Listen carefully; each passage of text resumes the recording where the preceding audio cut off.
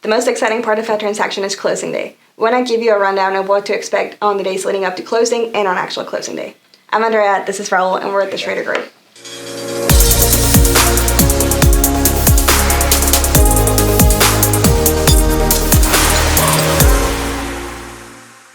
What is the final walkthrough and why is it needed? Yeah, so the final walkthrough is kind of our way of saying, in good faith, the sellers have done everything possible to get ready for the close of the house, but we just want to check and verify that they actually did everything. So during the process, we've negotiated repairs.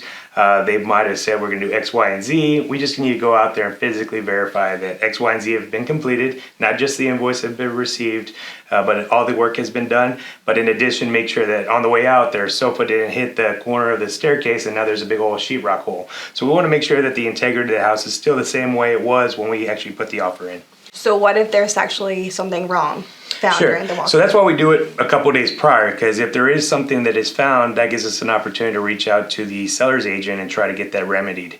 What could happen is, say it's sheetrock damage, we could get that wrapped up pretty quickly. But let's just say, unfortunately someone broke in a window and stole some appliances.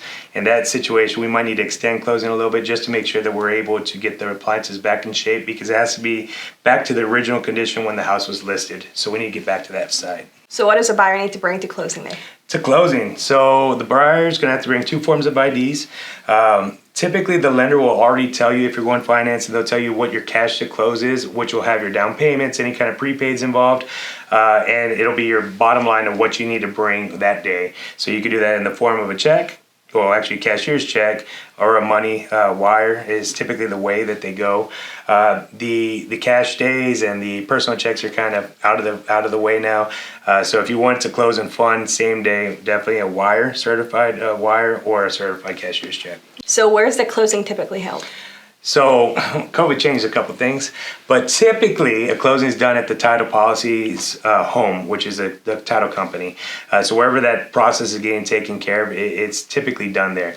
Now, because of COVID, we started doing what we call remote notaries, where actual notary will go out to your place of business, your work or home or whatever it might be, to actually do the paperwork there. Sometimes we have clients that are out of town or out of state, so sometimes we'll get somebody in California to go ahead and set up that notary. The issue is if we do that, we still need original docs back to go ahead and fund, so they'll have to overnight it, so it just creates a little bit of a delay, but theoretically it happens at the title company. How long does closing take? On a good day, it's about 30 minutes. It just really depends if everything's been taken care of. Sometimes a buyer will show up and they don't have the right amount of money for closing, so we might have to go back to the bank and come back. But that's why we always get with the lender first to make sure we have exactly what we need for cash to close.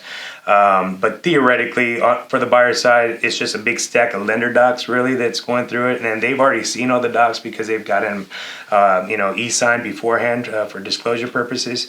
So theoretically, it's about 30 minutes. If we're able to fund same day, they'll get the keys the same day.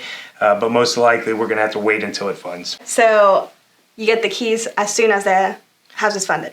As soon as the house is funded, which if everything's set up the right way, the seller's already been in to sign, the buyers are going in, all the lender really needs is a final documents to be scanned over. Once it meets their approval, it could be done in 15-20 minutes. We also have lenders that actually pre-fund based off of getting the seller and buyer signatures. So it's just a matter of once they give the funding authorization, then it's released, and then they're able to get the keys and start moving.